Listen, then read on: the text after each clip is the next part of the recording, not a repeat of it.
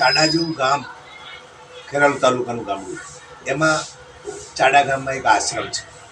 ત્યાં આગળ કુશાલપુરી બાપુએ જીવતા સમાધિ લીધેલી.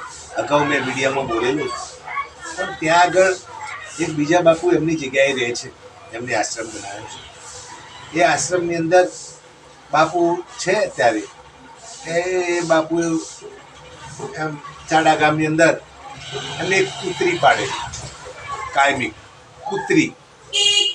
હવે કૂતરીને દૂધ પાય, રોટલી, જમવાનું આપે. પણ મારી બેટી કૂતરી એવી ને, એ કૂતરી માણસો કોઈ આવે ને દર્શનાર્થે તો મારી બટકા ભરી દે. પછી બાપુને બધા કહેવા માંડ્યા, બાપુ આ કૂતરી એમને જો બટકા ભરે છે. એ બાપુએ હાથમાં અંજલી હાથમાં લીધી અને મંત્ર બોલી અને આમ કરી આમ છોટી દીધી. એટલે ગાય બની ગઈ.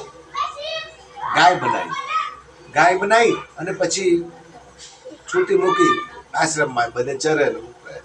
બે જણા આપણા જેવા આયા. બાપુ કે આ ગાય સારી છે, અમને આપો નહીં અમારે. તો બાપુ કે લઈ જાઓ. બાપુ તો ગાય આપી દીધી. એટલે બે જણા લઈ ગયા ગામમાં, બાજુના ગામમાં લઈ ગયા. અને પછી ત્યાં લઈ ગયા ગાય. ગાય દોવા દે, ગમે ત્યારે ખાય, બધા દૂધ કાઢે, સારું એવું દૂધે કાઢે. પછી આમને એ ગાયની હેબિટ એવી કે જે હોય ને એને આમ બટકું બદલે, બટકું બદલે. એટલે પેલા ગાય પાછી મૂકવા આવ્યા કે બાપુ આ ગાય છે ને એ તો અહીંયા અમારે 2-4 જણાને બટકા પર લીધા છે, બૂચા ભરે, એમ દેશી ભાષા. હે તો આમ ચાબડું વખોડી નાખે એવું. પછી બાપુએ એ ગાય પાછી આલી. એટલે બાપુએ પાછું આમ પાણી લીધું હાથમાં, અંજલી ચોટીને મંત્ર બોલી અને છાંટ્યું અને રૂપસુંદરી બનાવી, નારીનું રૂપ બનાવ્યું. અને નારીનું રૂપ બનાવી અને પછી તો સારામાં સારી નારી સરસ બનાવી.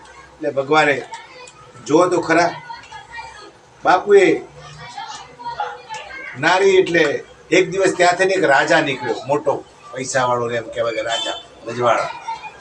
અમારી બાજુમાં હડોલ ગામ ખરું, ત્યાં આગળ રાજા રજવાડી ગામ છે. આવી રીતે બાપુ નીકળ્યા. બાપુએ જોઈ કે હા બાપુ, અરે આ રૂપસુંદરી દીકરી તમારા ત્યાં આવી, તમારે ત્યાં તમને ના સોંપે. બાપુ કે લઈ જાઓ તમે.